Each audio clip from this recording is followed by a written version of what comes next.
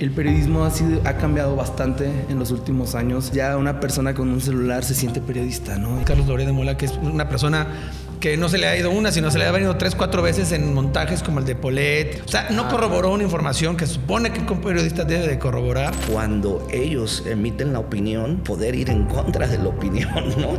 Es bien complicado desde atrás. Claro. Salía en Televisa y era verdad absoluta, ¿eh? Y ahora, ¿en qué momento los robots sí pueden sustituirnos en hacer periodismo, eh? Sí. O sea, desde hace mucho tiempo hay un enojo social y debemos de reconciliar esa parte. O sea, para mí no es nota una persona que se quita la vida. Eres un traicionero, espérate. Por lo menos en México, la mayoría estamos en la pobreza. Dice, me robé un jarabe para la tos de mi hijo, que no le había parado la tos y no tenía para comprar un jarabe. Hola, qué padre que estés escuchándonos. Bienvenido, bienvenida. Aquí vamos a hablar de política, cultura, movimientos sociales, de la agenda verde, feminismo, deporte, educación, proyectos, reformas, elecciones y de esos temas importantes que casi nadie se atreve a tocar. ¿Te suena? Conversaciones reales, reflexiones profundas, con invitados especiales y expertos en los temas. Prepárate, porque después de esto, tus ideas van a explotar.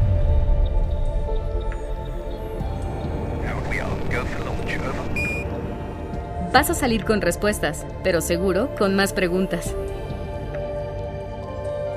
Y más razones para ver el mundo desde otras perspectivas.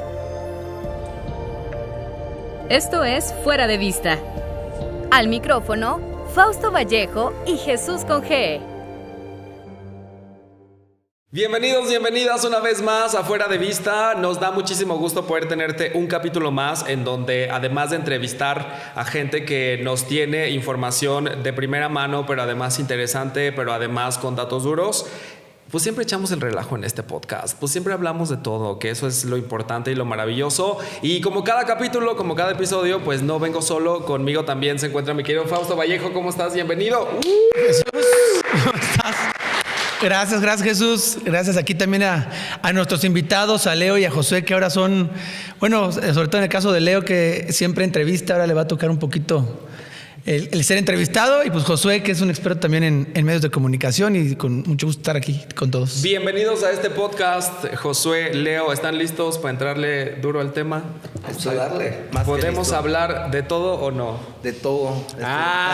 Ayahuasca, sapito. De todo hasta donde se pueda. Primero, para que la gente los vaya conociendo, vamos a empezar de mi lado derecho. Josué, cuéntanos, ¿quién es Josué? En este podcast siempre decimos, sí, desde la parte profesional, pero también desde la parte personal. ¿Quién es? ¿Qué haces de tu vida?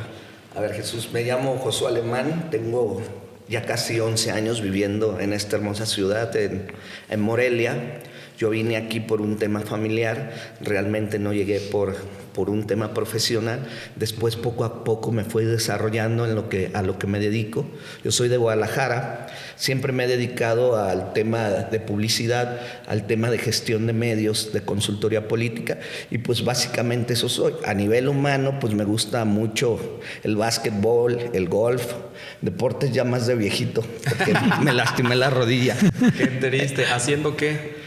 Pues en el básquetbol. De hecho, en mis juventudes llegué a jugar profesional con la Universidad de Guadalajara un año, pero con ese año era una exigencia altísima y veía que todos los deportistas, que pasan todo en todas las carreras, todo de alto rendimiento te lleva a tener lesiones, no solo físicas, también algunas en la mente, por la exigencia que conlleva, ¿no? Entonces así lo creo y por eso lo dejé.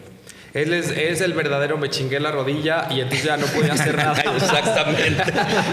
¿Qué te pasó? Me chingué la rodilla. Y entonces ahora puro el aparato que venden para los pies, nomás así, que te hace el masaje. Y bueno, de mi lado izquierdo, Leo González, cuéntanos. Bueno, de entrada me llamo Leo Vigildo González, toda la gente me conoce como Leo, y bueno, soy de Ciudad Hidalgo, llegué a Morelia a los 18 años a estudiar periodismo. Ya me siento moreliano realmente, a pesar de que pues tengo un profundo arraigo con mi pueblo, Ciudad Hidalgo, pero La ciudad me ha dado todo. Soy periodista desde los 16 años, llevo haciendo periodismo prácticamente 21 años. He sido corresponsal internacional, corresponsal nacional. He trabajado en diferentes medios de comunicación aquí en Michoacán, a nivel estatal también. Y hoy, desde hace 7 años, emprendí mi medio de comunicación que se llama Sala de Prensa Michoacán, en donde hacemos un periodismo, digamos, más profundo, de mayor análisis, y eso es lo que ahora estamos haciendo. Ok. Y hablamos, soltero dijiste hace rato, para quienes lo ven ahorita. En pausa. En pausa, no. Siempre es difícil hablar de uno, ¿no? Luego a veces ese tipo de promoción no son tan idóneas. ¿Por qué? ¿Por qué no? No hay que entrar en profundidad. O sea que ya lo has hecho antes. Era hablar de ti, a ver, dinos por qué eres soltero. Es tu momento. Ese lo voy a omitir. Prefiero ser como esclavo de mi silencio, ¿no? ¿Cómo es? ¿Somos hombres o payasos? Esa es la Hoy pregunta. vamos a jugar en la línea. ¿Y tú, casado, soltero, divorciado? Yo divorciado ya desde hace casi 5 años, felizmente divorciado. Ah, bueno, me encanta, felizmente. Gracias a Dios. Muy complicado, pero felizmente divorciado. Qué difícil, o sea, los dos ya en la segunda vuelta. Pues yo en la segunda, Leo, todavía no entra la Yo todavía primera. no he entrado, y no quiere ni decir por qué. Sí, todavía. No, le he tenido miedo, la verdad. Ya estás grande, hijo. Ya estás en edad del primer divorcio. Ya estoy en edad del primer divorcio, Sí, exacto. pues sí, ya échale ganas. Oigan, pero ahora hablando justo de... que hablamos ahorita de los procesos de la vida en un momento más, pero hablando particularmente del periodismo, que Leo justo es a lo que te has dedicado desde los 16, ¿cómo has visto la evolución del periodismo a lo largo del tiempo? Porque, pues digo, no sé, ahondando en los temas actuales de seguridad, en un chorro de cosas que existen, o sea, ¿tú cómo lo percibes? ¿Cómo lo ves desde ahí? A ver, yo he hecho periodismo desde que fuera el boom de las redes sociales. Me acuerdo que llegaba a la redacción en el periódico que abrió las puertas por primera vez el Clarín de Ciudad Hidalgo, y era hacer una nota y esperar hasta el otro día que se publicara. El periodismo ha cambiado bastante en los últimos años. La inmediatez a veces se come gran parte de los contenidos, porque la gente pues está buscando estar enterada lo más pronto posible. Eso ha cambiado bastante y ahora te permite hacer un periodismo más light, digamos. Y es justamente en donde yo como periodista, tenemos que enfocarnos más. Ok, te podemos dar ese periodismo light de que quieres la información de manera inmediata, lo más pronto posible, pero también vamos a darle profundidad, ¿no? O sea, de eso se trata también hacer análisis. Y es en gran parte de que ahora, al menos en mi caso, estoy tratando de hacer. Ok, te estoy dando la nota, pero también te puedo dar el análisis, la columna de opinión. Y eso es, digamos, en lo que ahora es más complejo hacer periodismo, porque, insisto, las redes sociales vinieron a revolucionar. Ustedes, bueno, yo me acuerdo perfectamente que tenías que esperar 24 horas para esperar la noticia que ahorita está sucediendo, hasta mañana lo veías en el periódico. Claro. Y ya no es así. Ya ahorita pasaba algo y la tele tardaba, no sé, 6 horas en el noticiero de la noche para que se publicara. Ya los tiempos han cambiado, la forma de hacer periodismo ha cambiado. Y yo siempre he dicho que cada vez hay menos periodistas. O sea, realmente gente que haga periodismo, ¿no? Sí. O sea, ya ni siquiera hay escuelas de periodismo. La escuela de periodismo que había en la capital michoacana, a la que yo entré, en la que yo me formé, de la Universidad de Morelia, pues ya no existe. Entonces, eso también es otra forma. O sea, el periodismo ha sido tan complejo de hacerlo en Michoacán, en un estado tan, digamos, con tantas aristas en materia de seguridad, que hacer periodismo y querer ser periodista ya no es como algo padre ni una idea que muchos jóvenes tengan, ¿no? Pero además creo que tiene que ver mucho con la preparación. O sea, Porque justo tener hoy un teléfono, una cámara y que la gente hable de manera correcta, de pronto sienten que tienen la capacidad de poder hacer el periodismo, ¿no? Y la realidad es que, pues, para ser periodista hay que pasar un chorro de cosas previo. Sí, o sea, en mi caso yo fui muy claro, o sea, soy licenciado en periodismo, tengo un posgrado en periodismo político, mi formación ha sido completamente en el periodismo, pero insisto, ya ha revolucionado tanto que, bien tú lo comentas, ya una persona con un celular se siente periodista, ¿no? Y no es así.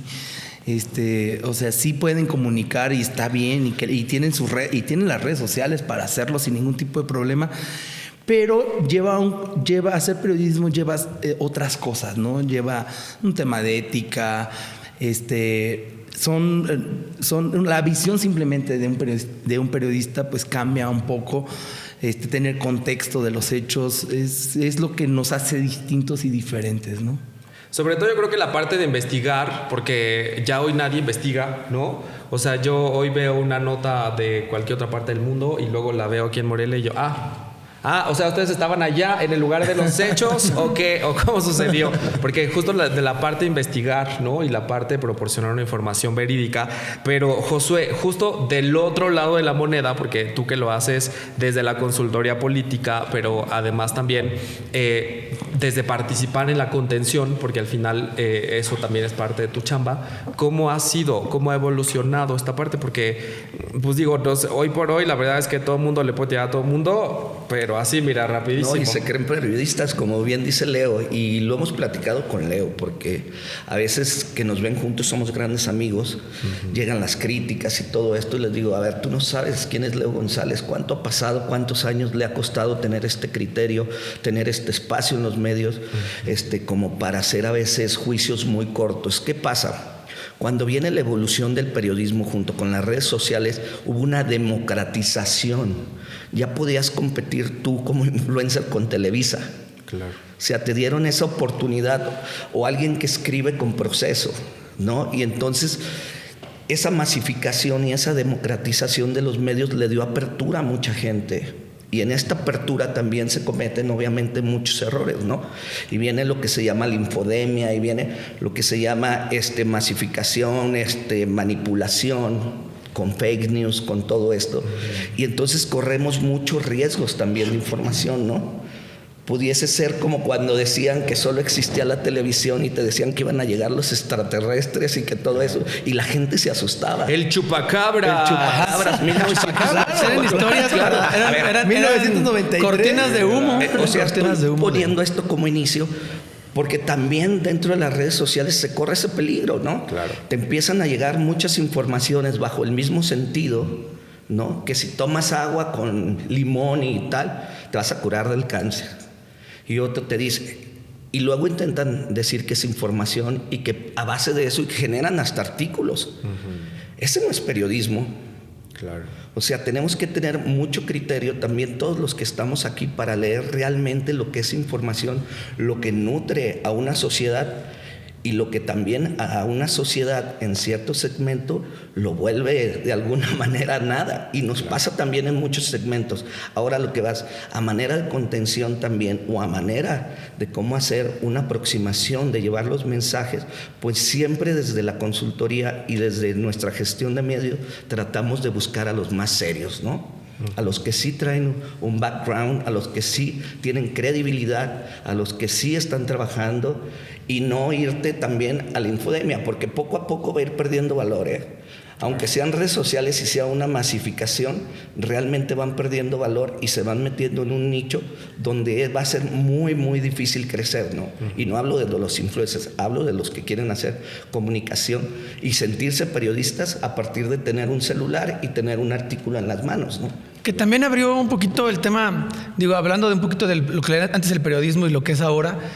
Obviamente sí es mucha información la que manejan, todo el mundo se siente periodista y cree que con una cámara y un celular está informando y no investiga, ¿no? Y un poquito a lo que voy. También había periodistas, o hay periodistas a nivel nacional, que creo que sí manchan un montón el tema del periodismo, que ya nos hemos encontrado pues, con este personaje que es Carlos Loret de Mola, que es una persona que no se le ha ido una, sino se le ha venido 3, 4 veces en montajes como el de Paulette, como ahora el reciente ahí, que era un juego de Nintendo, y él, o sea, no corroboró una información que supone que un periodista debe de corroborar, y más a esos niveles de periodismo, lo que pasó con Florence Cassés. O sea, es un periodismo que era lo que veíamos. O sea, antes de que hubiera redes, pues era el personaje que nos ponían enfrente en la cámara, en Televisa, en el canal y en el horario estelar, y nos decía, y esa era su verdad. Y hasta que no hubo quien confrontara ese tipo de pseudoperiodistas, y ponernos en el lugar que les corresponde, pues creo que también manchaba un poquito la imagen del periodista, ¿no? Porque para mí el periodista es tan importante como los políticos.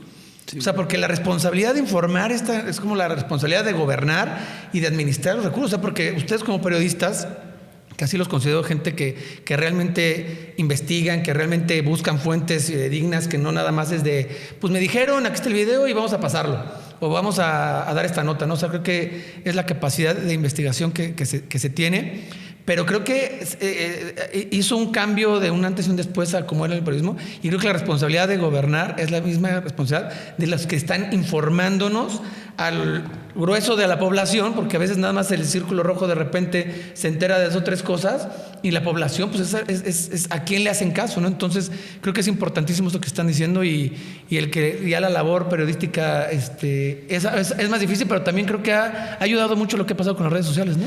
Un último comentario a lo que dices, Fausto. Es bien difícil cuando tienes una figura de ciertos niveles que se les dicen los anclas, ¿no?, de la información, un Ciro, un Loret, un López Dóriga, en Michoacán un Leo González, Paco Davich. Sí. Es muy difícil cuando ellos emiten la opinión, ¿sí?, poder ir en contra de la opinión, ¿no? Claro. Es bien complicado desde atrás. Claro. Entonces, sí, lo que dices tiene mucha relevancia, ¿no? De cómo también tú puedes, como ciudadano, desde un lugar donde no estás, también de decir, oye, ¿y dónde me queda? Pero para eso está el derecho de réplica, claro, que a veces te lo dan en la sección de abajo, ¿no, mi Leo? ¿Tú cómo ves? A ver, yo coincido en gran parte de lo que dices, Fausto. Sin embargo, también difiero en algo. A ver, sí son... Carlos Loret, Joaquín López Dóriga, Ciro, han sido exponentes del periodismo nacional, y yo me acuerdo en el 2006 cuando empecé a hacer periodismo, para mí eran las figuras máximas que había, y eran las figuras que yo quería replicar ser, ¿no? Hoy ya no quiero ser un Loret de Mola, yo quiero ser un Leo González, claro, ¿no? Y cambia la perspectiva, ¿no? Cambia radicalmente. Y yo tengo mi propio criterio y tengo mi propia forma de hacer periodismo. Y tu propio portal. Ajá, y mi propio portal. Y ya no necesitas estar en Televisa. Exacto, ya no necesito... Sí, que antes era el top. Que antes, ¿no?, era donde querías estar, o en el Universal, ya tú tienes tu propio medio. Sí, pero por ejemplo, yo llegué a colaborar con medios internacionales como Reuters, en donde en algún momento sí me sentí en... ¿Iba a hacer una broma? ¿Cómo? me sentí en los cuernos de la luna, porque al final era una agencia que me daba un espectro internacional, ¿no? Claro. Entonces, es el tema de sí, coincido con lo que también dice Josué, las redes sociales democratizaron la información, democratizaron los medios de comunicación. Hay forma más de confrontar la info, ¿no? No, y de competir. A ver, Leo, ¿sí?, tú hoy en día puedes tener una edición o una nota que esté en los cuernos de la luna y que no la tiene ni el Universal, ni Televisa, ni cualquier medio que me dice. Entonces sí hay una democratización de los medios. Sí, el tema es hasta dónde cuidas la edición, hasta dónde cuidas la opinión, hasta dónde lo que dices es verdad, y no vamos a darle falsa información a la gente, ¿no? Bajo esta eso, sobre todo, porque a veces que dice, o sea, por ejemplo, antes era, pues, a ver, eran pocos los medios de comunicación, sí, al menos nacionales, pues eran 3, 4 realmente los que eran ancla. Y era... bueno, pues, ¿dónde lo viste? Lo vi. Y ya era como... ya era una verdad absoluta. Si salía en Televisa, ya era verdad absoluta, ¿eh? Y ahora creo que... más atrás. Sí, era el único. Que duró... Que decía la verdad. Sí. Es lo mismo que ahorita TikTok. Y es que ahora investigar... Ya, o sea... Y ahí me da gusto porque el último es... Yo veo tus notas, veo la sala de prensa, veo tus comentarios también, veo tus columnas, las que mandas cada lunes con varios comentarios y con varios analistas también. Y es Sí, o sea, al último sí se corrobora la información y lo que se dice ahí al último sí termina pasando, ¿no? Con sus variaciones, obviamente, pues en política cambia minuto a minuto la información, cambia minuto a minuto, pero sí creo que son medios que considero serios. Está el caso de nuestro amigo Davis, que también es un medio serio, Carlos Monge, en fin, hay varios amigos que donde se ven las notas, que ya no son tendenciosas, que no son amarillistas, que creo que también hay una mutación, ¿no? Que creo que todos hemos tenido errores y que todos los medios han tenido errores y han tenido sus altas y sus bajas, pero creo que eso los ha enseñado también a mantener pues lo que importa, que es mantener la información real, veraz, digna de lo que está pasando en nuestra ciudad y en Michoacán. Y los medios nacionales creo que tuvieron que mutar a realmente, pues, a ver lo que pasó, ¿no? Pues eran montajes muchas veces, porque era, pues, ¿quién los increpaba? ¿Quién decía que no estaba pasando lo que estaba pasando, no? Entonces creo que por eso también, como en muchas esferas, como en política, pues entre más poder tengas y entre menos te digan, pues se ensucia. Pero como dice Leo, también lo dio la inmediatez. Sí. O sea, hoy el suceso se da y lo tiene primero Juan de la vecina, que el corresponsal de algún medio. Ya le das la forma. Y entonces la inmediatez te genera que ya no te puedan decir. Y si tardas en corroborarlo, ahí te presta a que la competencia también, o sea, es un tema mucho más complejo. El tema de la inmediatez, luego decía Gabriel García Márquez que no era quien daba primero la nota, sino quien la daba mejor, ¿no? Claro. Pero pues ya Gabriel García Márquez, que pues estamos hablando de que eso lo decía en el 90, ¿no? En los 90s, o sea, no es quien da la nota primero, sino quien la da mejor. Pues eso ha cambiado. Ahorita, evidentemente, pues quien tiene más alcance es el que da primero la nota. A ver, y vamos a un suceso nacional, por ejemplo, lo que pasó ayer, ¿no? Con lo que pasa en Ciudad de México, en la Benito Juárez, ¿no? Tristemente lo que pasa, o sea, hay un par de asesinatos. Primero lo tuvo la gente, ¿no? Y la gente se dio cuenta y empieza a correr, y 5 minutos después lo tienen en presidencia, pero ya estaban volando cantidad de imágenes. De fotos, así es. De fotos, o sea, por eso te digo. O como con la influencer que también pasó hace una semana exactamente, ¿no? Hace una semana. Sí, pues es la información, cómo se va dando, ¿no? Pero sí creo que es un tema de evolucionar, ¿no? Al final del día. Porque, digo, no sé, yo en 2018 que trabajaba en un periódico, en La Voz, saludos, si me odian también está bien. Yo también estuve en La Voz. Yo sí leo La Voz. Amigo Álvaro. Jorge, saludos. Mi querido Álvaro, que tú no tuviste la culpa, está bien. Te voy a perdonar. Pero justo eso, ¿no? O sea, a mí me contratan para revolucionar la marca, y entonces empiezo a cambiar un chorro de las cosas de la marca, y entonces vas contracorriente porque la gente es, ¿cómo es posible? Claro que no. Me peleaba con edición porque entonces decía, esta nota no puede salir hoy en tu página web. Y yo, pero mañana ya no va a servir de nada. No, es que esto es para el impreso. ¿De qué me hablas? O sea, no hay forma, no hay manera.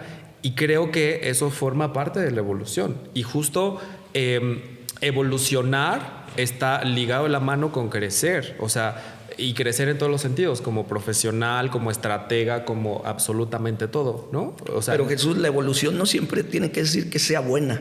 No, ajá, por eso yo digo que tienes que crecer a partir de eso positivo.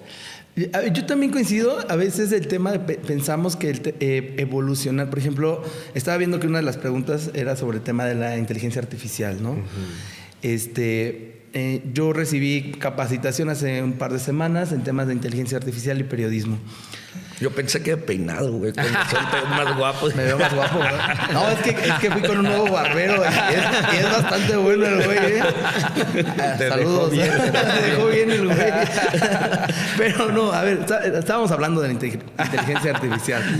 Hay un tema muchísimo más complejo. Por ejemplo, yo sí dije, ¿en qué momento nos va a sustituir la inteligencia artificial? Porque primero estamos ante un fenómeno que es más inteligente que nosotros, o sea, que maneja más datos y que tiene procesa más rápido, que tiene un proceso, y no hay forma que le hagas exacto. Y por ejemplo, a la inteligencia artificial le vas dando datos y te va o los va tomando o los va, porque él va armando tu perfil. O sea, imagínate ahorita cómo está ChatGPT, cómo está Gemini, que le vas dando datos más o menos cómo tú redactas, y ya les pides, a ver, hazme una columna con estas características, estos datos, y te la arman tal y como si tú lo hubieras escrito. Sí. Entonces, ahí sí tengo yo un conflicto de intereses, porque yo siempre he considerado que no tengo tan mala pluma.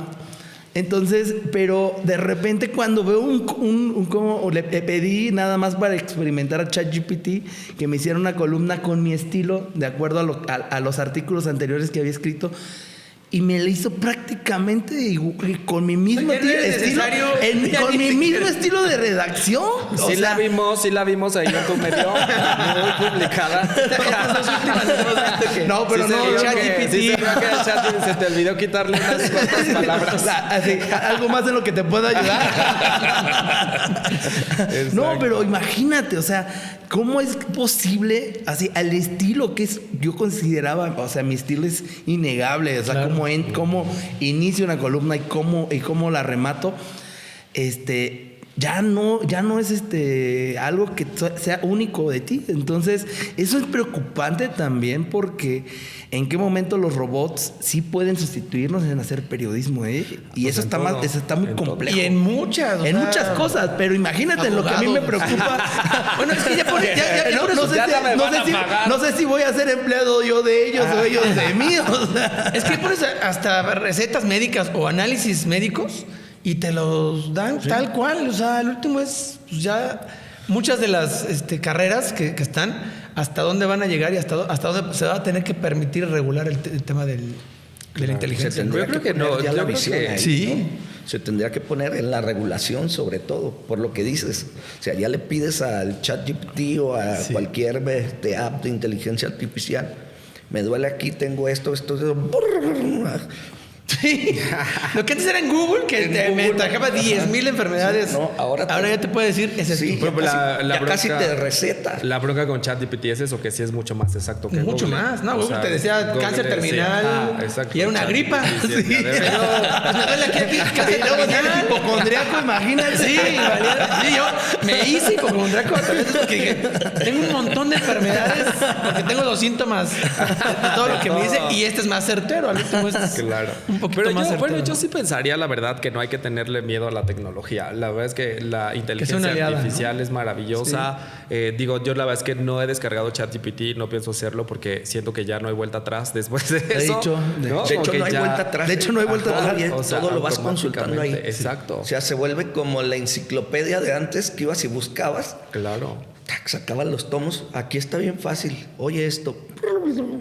Solo que también no nos olvidemos que para la gente que nos ve y escucha, que la tecnología también nos lleva a otro tema, que es el medio ambiente. Ahora que ChatGPT hizo las imágenes estas de Galbi, o no me acuerdo cómo se llama, y decían que por cada imagen creada, todos los procesadores de ChatGPT gastaban alrededor de 2,000 millones de agua, ¿no? Entre todas las... Y le preguntas a ChatGPT, oye, ¿es verdad que gastas agua? Y te responde sí, claro, pero las refresqueras gastan más. Ya defendiéndose. Exacto, claro. Sí, entonces sí es muy complejo. A ver, y es bien complejo lo que dices, y cambiando un poquito el tema, pues lo metió Leo a la inteligencia artificial. Ajá. No se crea que esto está en una nube o en un cielo así virtual. No. Son servidores reales. Claro. Y son a los que hemos visto esta clase de servidores.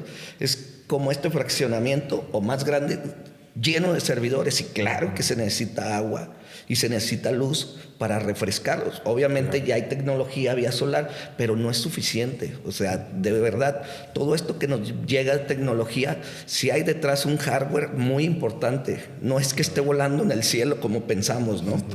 Sí es muy grande. O sea, físico. Los que ya lo hemos visto físico, o sea, les pongo un ejemplo, no sé, el mercado de abastos por 10 de puros servidores. Uh-huh. Donde vas de A a la Z más 1, 2, 3, 4, 5, 6 y los ves y dices, no puede ser, pero ahí está alojada tu información, ahí está alojado mucho de lo que estamos hablando, y no está volando en el espacio sideral, o sea, claro. Entonces sí tener esta conciencia también de hasta cuánto, hasta dónde quieres usar la inteligencia, ¿no? Porque sí trae un desgaste también. Que entra un poquito a la ética también, ¿no? Claro. O sea, es que hasta dónde informar, hasta dónde, o sea, Creo que ahí es donde entra el ser humano, ¿no? Es cómo manejar la información con ética, ¿no? O sea, y por ejemplo es una pregunta para los dos, ¿no? Y para ti lo que es un poquito más el tema cuando entrevistas, cuando das información, ¿hasta dónde entra la ética y hasta dónde el informar? O sea, ¿cómo has podido lidiar con eso? Y creo que ha habido una evolución de todos los periodistas de todo eso,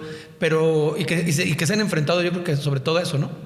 A ver, yo te puedo decir que sigo siendo el mismo chavo de 16 años que pidió que le dieran espacio en el Clarín de Ciudad Hidalgo, con los mismos sueños, con la misma visión de querer al menos cambiar algo en el periodismo. Ese mismo chavito de 16 años, hoy ya tiene 36, sigo siendo ese mismo chavo, pero evidentemente yo he visto la evolución del periodismo y he evolucionado también con el periodismo. Y sí tiene que ver muchos temas de ética. En su momento puedo decir que como chavo fui muy ambicioso, y no me refiero a temas de dinero. Fui muy ambicioso por querer tener la información mucho más rápido que los demás.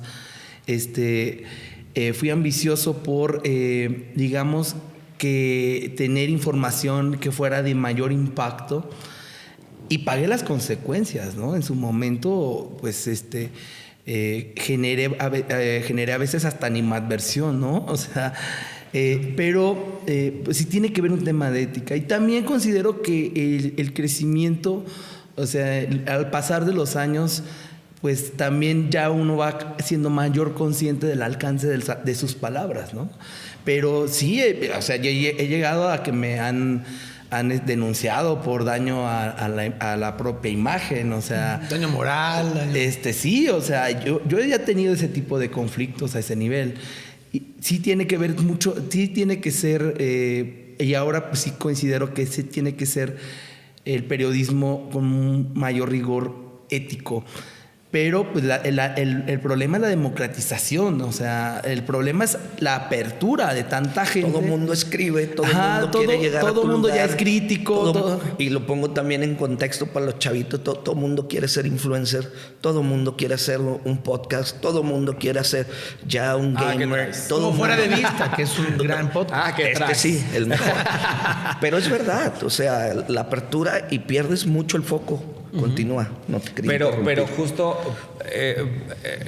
es que la pregunta era ¿hasta dónde la ética o hasta dónde la información? A ver, ahí justamente a lo que voy. A ver, de eso se trata, por eso es lo que digo, ya no se han formado periodistas, porque hay una deontología importante en el momento de hacer periodismo. Y de ahí tiene que ver con mucho el tema de la ética. Como ya no hay un filtro en gran parte de los medios de comunicación, a ver, estudiaste periodismo, comunicación, ya ahorita ya gran parte sabes escribir y dale, ¿no? O puedes hacer transmisiones en vivo y dale. Como ya no hay tantos filtros, es justamente a lo que nos exponemos, que evidentemente ya no puedes medir el tema de la ética, ¿no? O sea, ¿cómo sabes perfectamente que lo que estás publicando lleva un tema ético si no hay una formación periodística, ¿no? Yo siempre he dicho que la ética es muy personal. Hay cosas que yo no coincido con muchos periodistas y que ellos consideran ético, yo a veces no coincido con ellos, y a veces muchos de esos periodistas no coinciden con mi visión de ética. El tema de la ética en el periodismo es personalísima y tiene que ver mucho con el tema de la formación. O sea, yo siempre he dicho eso. Recuerdo mucho cuando yo hice periodismo de seguridad. Yo fui reportero de Nota Roja, no sé, unos 10, 12 años. Y tenía que ver mucho con a ver, esta información a quién afecta y cómo la afecta. Y ahí tiene que ver el tema de la ética, ¿no? No hablo de autocensura porque no es lo mismo. Hablo de un tema de ética. O sea, es como de esto puede pegarle a un grupo vulnerable, por ejemplo, y mi ética, por ejemplo, me lo impide, ¿no? Por ejemplo, yo me formé con mi ética, yo no hablar de temas de suicidios. O sea, para mí no es nota una persona que se quita la vida. Para mí, y quienes lo publican están pero para mí no es ético, ¿no? O sea, en lo personal, por eso digo, es personalísimo. Y pongo el ejemplo ¿Por qué? Porque pues, tomó una decisión y no se me hace, a menos que sea un personaje público que maneje no sé, que maneje el gobierno o algo así. Bueno, ahí sí ya tiene que ver un tema de interés público. Pero todo lo demás no se me hace a mí ético publicarlo. Pongo ese ejemplo, ¿no? Me gustaría aportar un poco a lo que dices. La ética termina siendo un valor de creación, ¿no? De cómo tú, durante tu carrera, has decidido llevarla a nivel de valores más que a nivel de información. A veces tenemos información, y lo digo desde mi parte, que me han dicho, a ver, sácala y ve con tus medios, ¿no? Que tienes aliados o que tienes dentro de tu cartera de gestión. Y dices, no lo voy a sacar. ¿Por qué? Porque no me permite, desde mi valor, desde mi formación, porque viene como esto, como algo que no solo te afecta a ti, vas a afectar a otros y vas a afectar a mucha gente. Entonces sí tienes que tener ahí mucho sensibilidad, como dice Leo, saber que sí es realmente trascendente y se vuelve algo de comunicación importante para la sociedad, y donde nomás lo vas a hacer a nivel de fuera de valor, ¿no? Y más en la política. Digo, aquí, mi querido públicos, Fausto, ¿no? sí, son públicos, pero también llega un momento donde tú dices, no lo voy a hacer. O sea, no lo voy a hacer. Es saber y hasta tengo dónde. ese valor de no hacerlo, ¿no? Es saber hasta dónde, sobre todo en la gente pública, como son los funcionarios públicos, los artistas, o sea, en fin, la gente que es realmente pública, pero hasta dónde es lo público, ¿no? O sea, hasta dónde se respeta, hasta dónde es el trabajo del político, pero sobre todo de, a ver, pues habla de mi función pública, habla de lo que hice en la Cámara o en Cabildo o como ejecutivo, poder ejecutivo. O sea, habla de eso, ¿no? Pero de verdad es que yo creo que hay muchas veces que se transgrede todo, más, ¿no? O sea, vas al tema de ya no la información, sino sí de chisme, sí de amarillismo, y de temas personales en la familia, ¿no? Que de verdad que no son públicos. O sea, lo que uno hace detrás de su función o detrás de lo que eres profesional. Para poner un ejemplo, ¿no? Pues hablemos de Luis Miguel, el más grande, ¿no? Artista. Él porque siempre dice, a ver, yo me dedico a cantar, hablen de lo que canto, les puede gustar, ¿no? Pero no hablen de mi casa, eso no es mi carrera, no es mi profesión. Que por cierto, ya paga la pensión Luis Miguel. Es bastante, caes gordo. La Chule ya se lo va a decir, hijo, que no has pagado. ¿Qué está pasando ahí? Aquí ya no van a poder ser diputados si no pagan. Aquí ya no. Aquí por ley ya no. diputado. Aquí ya tenemos filtro. Pero es eso, o sea, y lo saben los que estamos en este ecosistema, ¿no? De decir, pone una línea, y de verdad hay gente que no lo hace, que pasa la ética, que pasa este valor, que es un valor humano, donde estás dispuesto a transgredir temas personales. O sea, eso no es público. Como bien dice Fausto, habla de mí, de mi función como funcionario público, ¿no? Habla como funcionario, si la cagó, si hizo algo bien, si todo. Ahí está lo que es interesante, ¿no? Claro. No qué hiciste en tu casa, ¿no? Si haces bien los huevos revueltos, si tienes una dieta balanceada, hasta donde tú lo saques y lo hagas público. Claro. Ahí ya puede ser de ahí interés, ¿no? ya puede ser, ¿no? Sí, o sea, porque se sataniza y creen que también, pues a ver, yo conozco funcionarios públicos, pero su familia no es funcionario público. Los hijos, sobre todo, no son funcionarios y los evidencian y los ponen en tela de juicio. O sea, creo que ese es un poco lo que le pasó a Chumel, ¿no? Sí. Así. Pero se le quedó el apodo, no lo voy a decir porque no quiero que nos meten. No, pero es un tema, ¿no? Y creo que también, a ver, y es una pregunta para los dos, ¿crees que hay un divorcio de los servidores públicos con los medios de comunicación?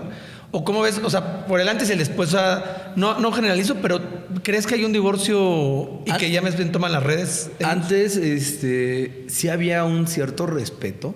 O sea, yo me acuerdo, no sé, hace unos 15 años.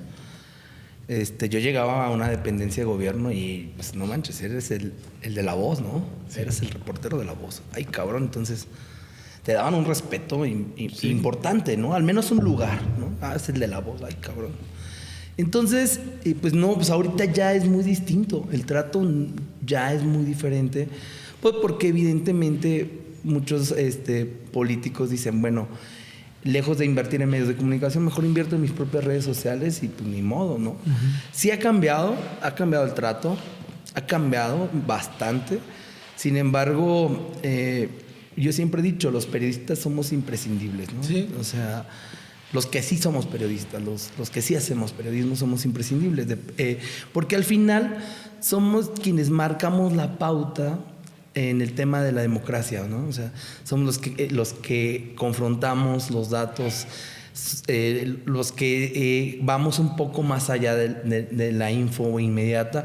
Y por eso es que somos imprescindibles. O sea, en estos momentos ni la IA todavía nos puede sustituir, porque es eso. O sea, el verdadero periodismo es el que genera democracia, ¿no? El que cuestiona, el que no está bajo la sombra del poder. Ese es el periodismo que cambia la historia y que puede ser un parteaguas. Entonces, por eso considero que seguimos siendo imprescindibles, pero sí, evidentemente hay un antes y un después muchísimo, o sea, en el trato, en todo, en prácticamente todo. Yo recuerdo mucho cómo llegaba yo a la entonces Procuraduría y no, es el de la voz y no, y pásale, y ¿qué te sirvo? Y ahorita llegas a la fiscalía y antes di que te dejan ahí viene el de la voz, aunque traigas el de la voz, ¿no? Me vale. Pero eso tiene sí ha que ver, cambiado. claro, y tiene que ver también con un sistema de poder, porque antes los medios eran más poderosos, ¿no? Hoy, pues a raíz de todo el avance y de todo lo que ha existido, pues lo decíamos, o sea, por ejemplo, Chumel Torres, que nació de redes sociales y que entonces cobra más que un medio completo. Sí, sí, Es sí. que antes O sea, había más poder en la política hacer. y había más poder en los medios, ¿no? O sea, creo que ha despresurizado un poquito porque ya, pues era el poderoso, pues se le pagaba a 2 o 3 medios y seguía siendo Y poderoso. también los dos han cooperado para que eso no suceda. Sí, la verdad. claro. No, O ya, sea, creo que eso es bueno, eso es positivo, porque al último, pues a ver, el poder es con el tema de servir, no de servirse, y el poder del tema de que ya se encumbraban y que la palabra era absoluta, ¿no? Claro. Porque pues, tenías con 3, 4 medios de comunicación. Estaba listo y no Y tenías estabas por qué. blindado. Y blindado. Mismos medios de comunicación cuando dejabas de ser que te daban con todo, ¿no? Entonces, creo que eso fue bueno. Creo que es bueno el tema de cómo se estaba perdiendo el tema de ejercer el poder, tanto en medios de comunicación como en la política. O sea, creo que ya el político se siente más observado, ya el escrutinio es rápido y creo que es bueno. O sea, el último, el que nos estén... Lo que ha pasado con los juniors en las últimas semanas, ¿no? O sea, no hay forma de parar una ola así del sentir el sentir de la gente. Claro. Lo saca, o sea, y si tú como periodista te atraviesas, también te va, o sea. Sí, así, ¿no? Decía Andrés Manuel López Obrador, benditas redes sociales, hasta que sacaron a sus hijos. Sí, tal cual. Sí, pero también ese juego, ¿no? Desde el ente político o el ente social con poder y de todo eso, hasta dónde también concedes y hasta dónde también cedes, ¿no? Y empiezas también, esto es importante, cómo empezamos a formar los cuadros, ¿no? Para también no exponer, como dice Leo, que nos salgan los juniors, que nos salga tal, y que al final la afectación venga para el papá o que venga para tal. Entonces también se genera una nueva educación ante todo este paradigma. Sí, que, a ver, ha pasado en los últimos meses, sobre todo, ¿no? Del tema de los juniors, es en el tema de, a ver, yo sí creo que hay una crucifixión hacia el servidor público cuando tienes hijos, donde ya, lo que hace el hijo Se lo cobras al se lo cobras papá. al funcionario. No, a ver, yo estoy de acuerdo, sí es parte de la educación, sí hay mucho tema que ver, pero ¿por qué? A ver, yo soy hijo de, ¿no? Como tú, o sea, y no lo que tú hagas ahorita saliendo de aquí va a tener que ser culpa de tu papá, de tu mamá. Pero No, o sea, digo, a veces que es un tema de educación, pero a veces que tú ya tienes 30, 40 años y tú también ya decides claro. el qué haces y cómo lo haces, ¿no? O sea, yo si ahorita agarro mi camioneta y si tomé y si choqué, sí, mal, ¿no? Pero ya ven un funcionario público, pues contra el funcionario público y le destrozas una carrera a un funcionario público. O sea, creo que debe de haber hasta cierto punto... Debería de haberlo, No, pero hay un pero en las sentido. redes sociales hay un sentido. A ver, Eso Por el tema del poder y del defender, ¿no? No, hay un tema muy sencillo, sobre todo en temas de redes sociales. Hay una animadversión contra la clase política fomentada desde un discurso oficial de Andrés Manuel López Obrador. Y ante los ricos también, ¿eh? Ajá, no solo o sea, la clase. Clase política y clase económica, ¿no? O sea, es como una lucha entre los ricos contra los pobres y los del poder contra los que no tenemos poder. Es un tema así ya polarizado, en donde el sentir ciudadano dice, bueno, esta persona de qué méritos goza y cómo, ese es el tema. El influyentismo, ¿no? Que yo sí estoy en contra. O sea, a ver, yo esa parte la entiendo. El influyentismo sí, totalmente es no. Que lo traten como cualquier persona, como cualquier ciudadano, porque al último, pues la justicia es la justicia, ¿no? O sea, que ya hemos visto, lamentablemente, que en ese tema a veces es tan igualitario, sino que realmente hay veces casos de corrupción lamentables en ese sistema de justicia. Y entiendo esa parte y ese enojo social, donde, pues, si no, en contra del influyentismo, que también creo que se debe de erradicar y debe de ser con claridad y que sea tratado como somos tratados todos los ciudadanos. Así debe de ser, ¿no? Pero es que ya luego lo crucifican al funcionario público. O sea, es que yo conozco funcionarios algo. públicos, de verdad, buenos funcionarios públicos, que bueno, pues es que el último es... ¿Y por qué si el hermano hizo, si la mamá hizo, si el papá hizo, si el hizo hizo, por qué lo van a crucificar? O sea, somos seres independientes. Y creo que también deben de avalar el tema del trabajo del funcionario público. Saber cómo se ha comportado, qué ha hecho, cómo lo ha hecho, si su trabajo es bueno. Pero no, ya lo crucifican, ¿no? Entonces creo que sí es un tema de debate, sí es un tema de entrar. Entiendo el por qué se crucifica el ardecer público. Lo que tú dices, creo que hubo una polarización, el de unos contra los otros. ¿Sí? Como el de las mujeres contra los hombres también. Yo estoy en contra del feminismo y el machismo. En sus etapas, pues, polarizantes.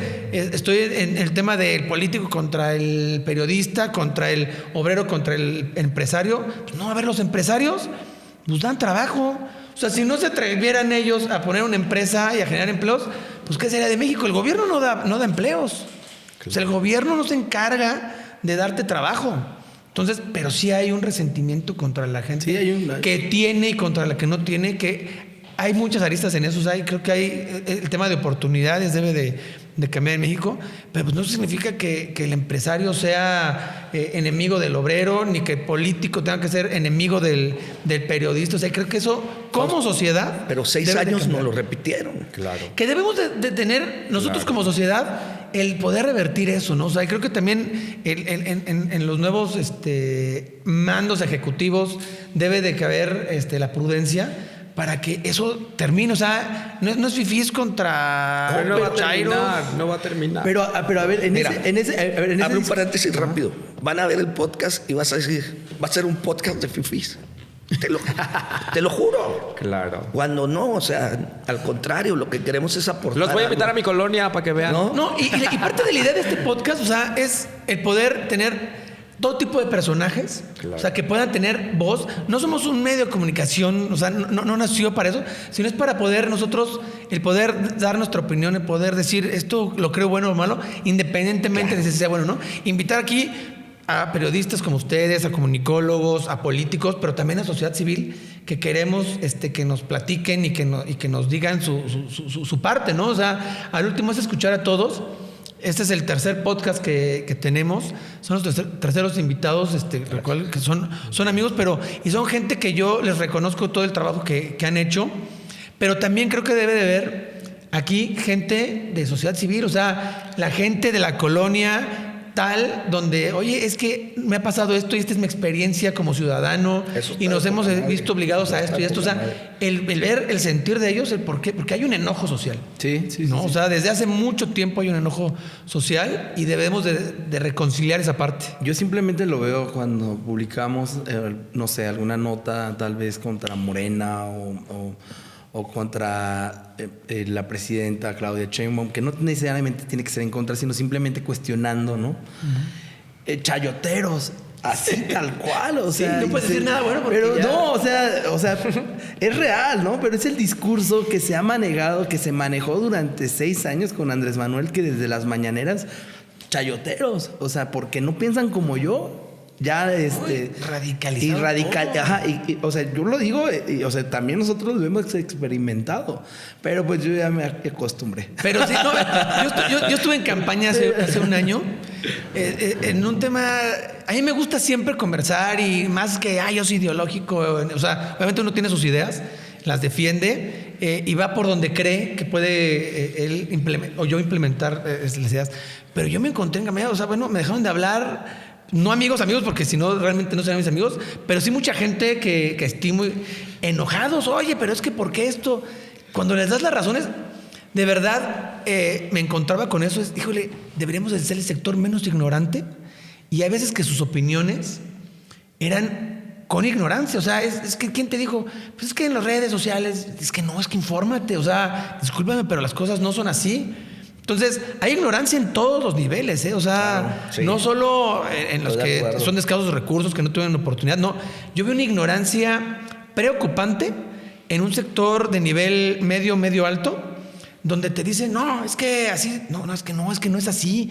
Entiendo que estás enojado, entiendo que no estés con este gobierno, si quieres, con este proyecto político. No. Pero, oye, pero es que hay que debatir, hay que las ideas, no, pero se radicalizaban y terminaba bloqueado yo de mis redes sociales, pero no por eso iba a cambiar, ¿no? Sí, al último, lo lamento, amigos pero... y compadres, pero sí, pasa. Sí. Alego a ti, a mí, te aseguro, no sé si Jesús, o sea, te vean trabajar en cierto proyecto político o haciendo algún esfuerzo. A mí eres un traicionero, espérate, no, ni soy traicionero, ni voy a dejar de ser tu amigo, ni nada. Simplemente estoy trabajando en un proyecto político. Tratando de generar, tratando de implementar eso. Pero es la polarización que crearon desde el discurso oficial, ¿no? Sí. Ustedes los ricos, nosotros los pobres, ¿no? Claro. Y que ahí está una base política, también ideológica del proyecto que sienta las bases de lo que está pasando. Y que lo vemos traducido en redes sociales, los comentarios a veces, híjole, si te pones a leer más de 20, que sean, te deprimes. Te deprimes y te... Pero lo que pasa que, la verdad, a ver, el gobierno me parece que es muy listo. Y entonces, hablando de temas ya desde la mercadotecnia, me parece que hicieron un análisis espectacular. Por lo menos en México, la mayoría estamos en la pobreza. Sí. La mayoría, sí. O sea, y si nos reducimos a Morelia y si nos reducimos a Michoacán, las familias con dinero son 4. Se acabó. Los demás somos pobres. O sea, porque la estadística ya lo dijo. Para que tú seas clase media tienes que ganar arriba de 80,000 pesos mensuales. ¿Quién gana 80,000 pesos mensuales? Tú. No, yo por qué. No, manches, no es cierto. Pero yo soy periodista. El regidor aquí es otro. Ojalá. Y entendiéndolo desde esa perspectiva, claro que la ignorancia es muy atrevida. La ignorancia es bastante atrevida. Y entonces, si la mayoría del país en el que vivimos es pobre, va a tener ese resentimiento 100% si alguien que puede liderar el país le dice, todos somos pobres y hay que tirarle a 4 ricos. Ahorita que vi una de las preguntas me llamó mucho la atención que cuál había sido una de las historias que más me han impactado como periodista. Nunca se me olvida, o sea, neta, jamás se me va a olvidar una escena. Me hablan en la madrugada, unos policías me dijeron, oye, yo era reportero de La Voz de Michoacán, y me dicen, oye, Leo, pues no recibieron a una señora que acaba de parir afuera de la Cruz Roja, no la han recibido en ningún, con su bebé, no la han recibido en ningún hospital, puedes ir a ver, y yo llegué, y en la Cruz Roja estaban, pues reanimando, pues estamos de acuerdo que en la Cruz Roja normalmente están como pues los chavos que están haciendo su servicio, médicos, ¿no? Y ahí estaba un médico y con otros chavos tratando de reanimar al bebé, ¿no? Entonces, fue en la madrugada, tipo 4 de la mañana, me fui, dije, bueno, voy a estar al pendiente. Me fui a dormir, regresé a las 9 de la mañana a preguntar cómo estaba el bebé, ¿no? O sea, el bebé había nacido literalmente afuera de la Cruz Roja, así, ahí. Y voy y o sea, a veces creo que fui muy imprudente porque llego con el médico y le digo, ¿cómo está el bebé? Y estaba justamente dándole la noticia al papá que el bebé acababa de fallecer. Dije, bueno, la noticia fue dura para mí, pero me dice, pues, si quiere pase a platicar con la señora, ¿no?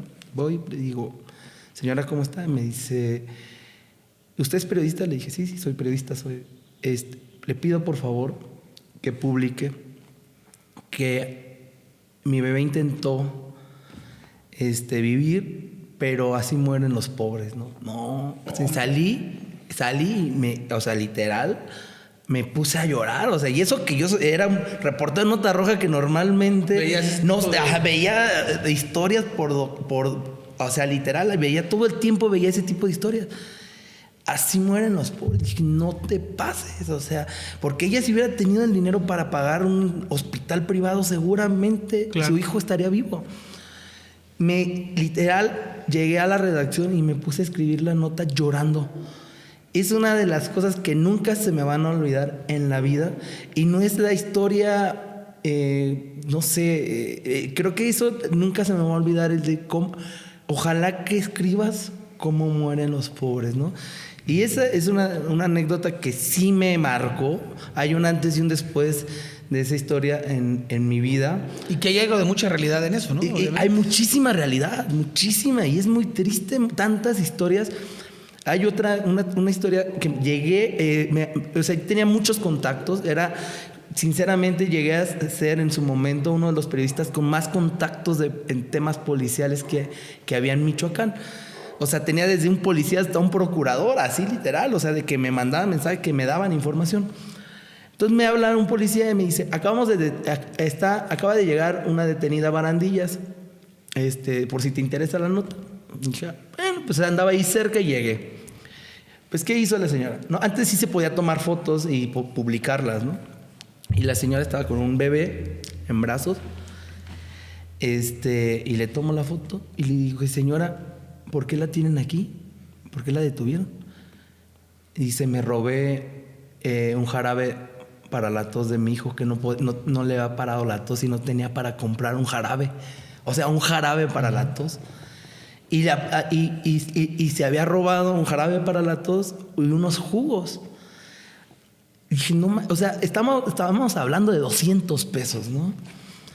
Y las políticas, lo voy a decir, de unas empresas transnacionales, pues la política es, pues, si roban, se van al MP, sí o sí. Porque yo todavía le dije al encargado, le digo, yo te pago los 200 pesos, pero la señora déjala ir. No es política en la empresa tener que ponerla ante el MP. Entonces, ese tipo de historias está cargado este país. O sea, imagínate una señora robando un jarabe para la tos porque su hijo no paraba de toser, porque su hijo estaba enfermo. Entonces, sí, yo tengo una infinidad de historias que yo en su momento era muy duro emocionalmente, pero como que ese tipo de cosas sí me ablandaron el cora, la verdad. O sea, los periodistas sí tenemos corazón. Se los aseguro. Sí, están fuertes. El mío sí está más o menos blandito. Y justamente hilando esta historia, por eso yo hace rato quería decir que, porque decían, bueno, es que finalmente involucras el accidente que tuvo el hijo con quien quiera que esté parte de la política. Pues es que finalmente los políticos también son papás, también son hermanos, también son hijos, también son todo lo demás. Y entonces, pues claro que si chocas y matas a alguien con ese choque, pues lo menos que esperas es que tu papá llegue y diga, pues hagan lo que tengan que hacer. ¿No? Pero si evidentemente sucede lo contrario, es que, y por eso yo insisto, cooperan para que la gente los odie, cooperan para que y entonces todo se vuelve un lío más grande. Entonces yo, sea político o no sea político, tenga dinero o no tenga dinero, la responsabilidad es, mi hijo tuvo un accidente, no lo provocó, porque nadie se levanta pensando, ¿ahora quién voy a matar hoy? Claro que eso pasa, pero también tenemos leyes en este país. Y entonces, ¿qué va a pasar? ¿Qué es lo que tenemos que hacer? Listo. Y si tiene que ir al bote, va a ir al bote. Porque es la responsabilidad de afrontar las consecuencias de la cosa que se hace. Claro. Es algo que falta mucho, que es otro tema, ¿no? El Estado de Derecho y cómo el Estado asume el Estado de Derecho y es igualitario para todos, ¿no? Así es. Pero ya ese es otro tema, ya los quiero llorar, Leo, ya para qué. Oigan, pero hablando de periodismo y hablando la mayoría de la gente que se dedica al periodismo son hombres. Ah, sí. ¿Qué pasa con las mujeres? ¿Por qué no hay cavidad para las mujeres? ¿No hay mujeres interesadas en esta cosa?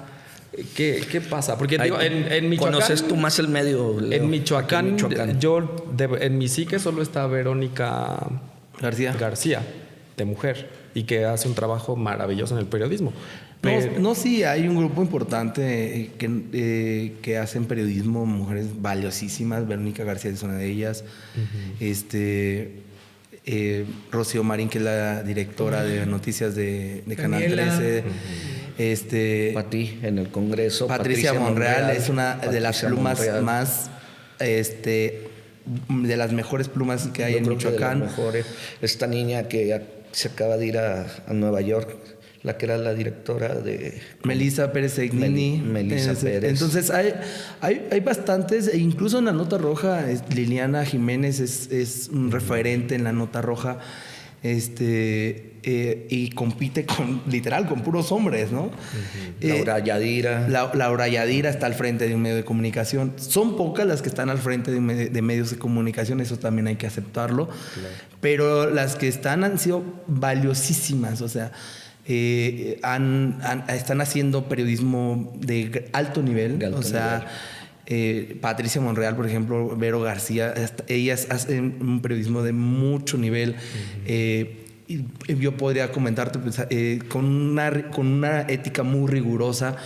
Entonces, sí hay exponentes. Tal vez considero que no hay nuevos perfiles que puedan ir también generando espacios de competencia, ¿no? Que viene también un poco por lo que dices. Ya no hay formación, ya no está la escuela de periodismo.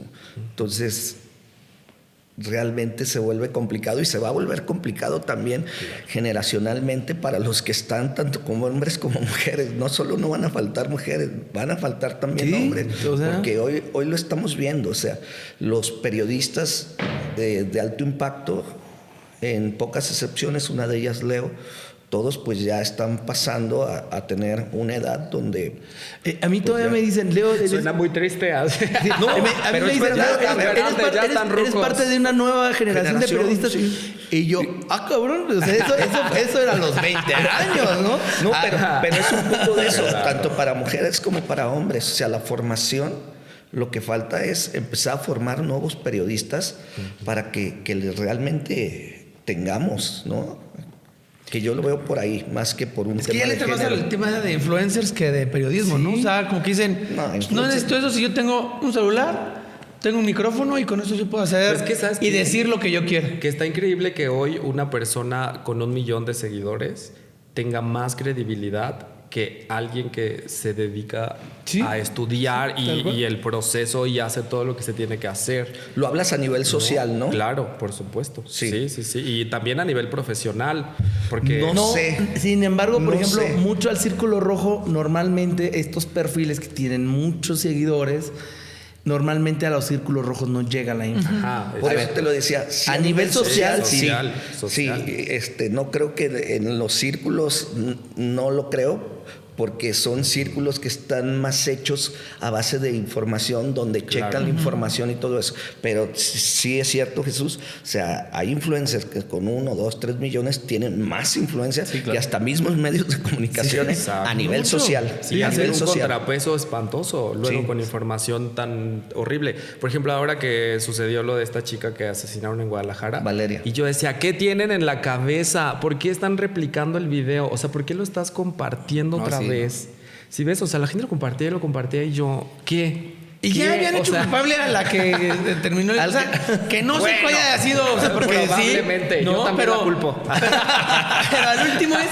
Ya dábamos por hecho. Y era una cacería. Claro. A ver, creo que fue. O sea, al último uno pensaría que hay algo malo ahí, ¿no? Pero es lo que uno piensa. Pero no sabes. Cada persona actúa diferente. No sabes el tema realmente. Pero ella ya está linchada mediáticamente. Claro. Ella ya posiblemente puede salir a la calle y sí, entonces es un tema muy, muy difícil. El tema que ahí tiene que ver también el tema de la ética. Claro. O sea, a ver, por ejemplo, nosotros también tuvimos el video, pero jamás lo publicamos, ¿no? Claro. ¿Por qué? Pues porque o sea, el hecho ya es una cosa, pero ya el video como tal, pues a mí éticamente no se me hizo idóneo publicarlo, ¿no? Entonces, ahí entra, insisto, otra vez el tema de la ética. Porque hay una mamá, hay un papá, hay una hermana que están que están llorando esa muerte, ¿no? Hubo muchísimos medios que sí lo hicieron.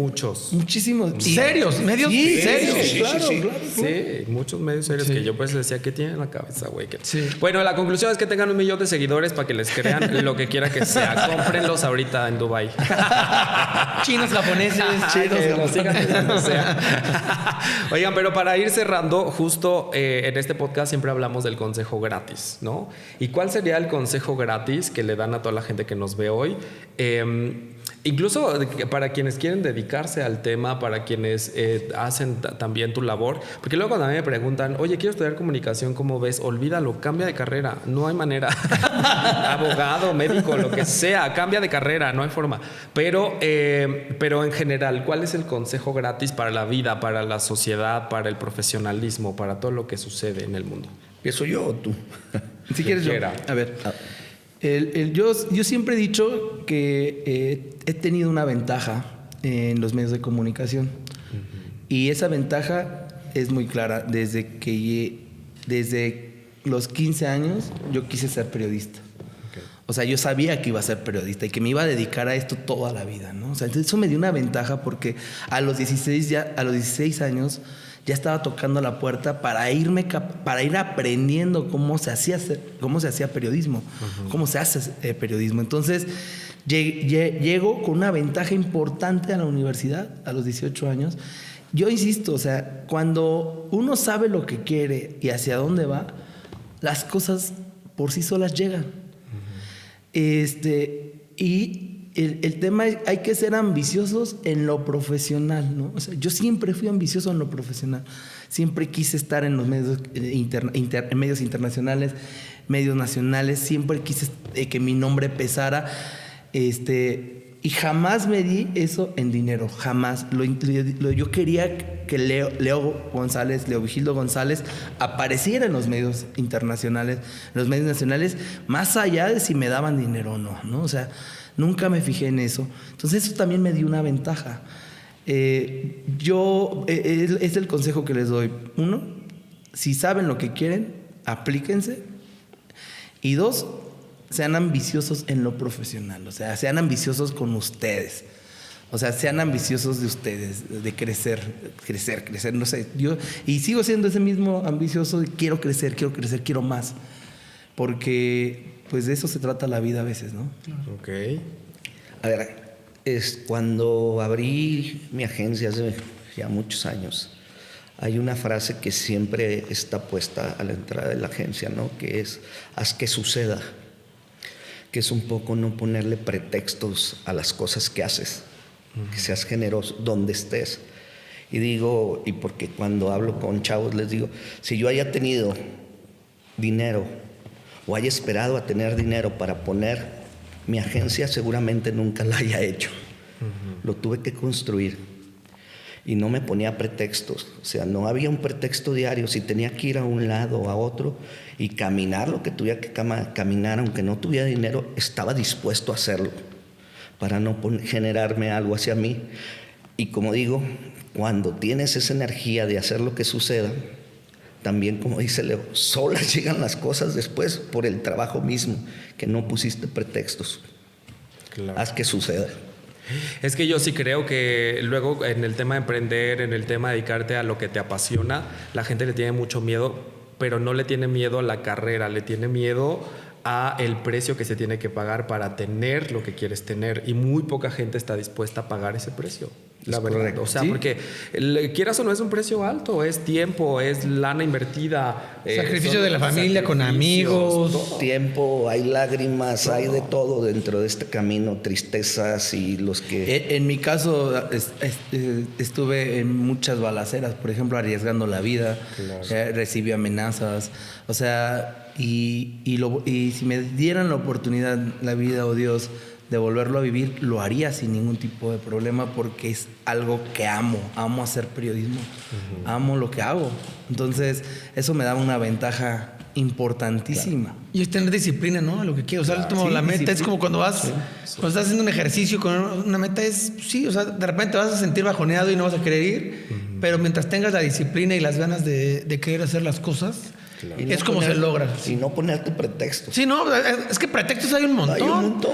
Y muchos muy válidos, ¿no? Ay, esto, pero la disciplina es lo que forja y lo que hace que las cosas sucedan. Ahí está, pues ya lo escucharon, de voz de los expertos, de voz de los que le saben, de voz de las balaceras, También. de voz de la agencia y toda la Otras cosa. balaceras De ideológicas. otro tipo de balaceras que le tocan, de Fausto, que también luego le toca andar así esquivando la cosa, pero la realidad es que es maravilloso poder tener estas opiniones, que ustedes también lo puedan escuchar, de gente que se dedica, de gente que lo hace, que está en campo, que reacciona y que además funciona para poder hacer lo que tiene que hacer con su chamba, que eso también es maravilloso. Así que terminamos, Fausto.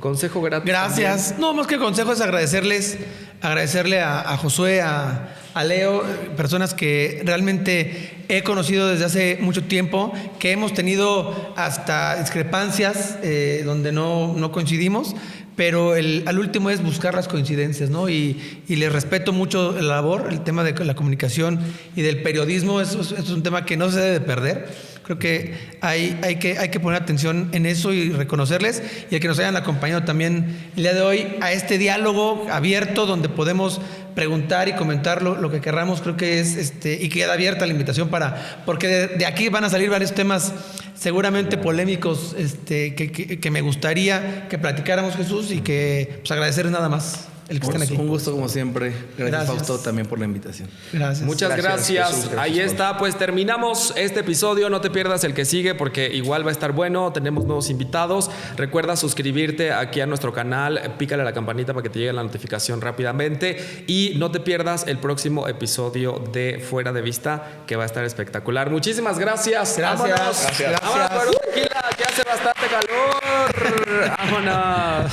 Calor.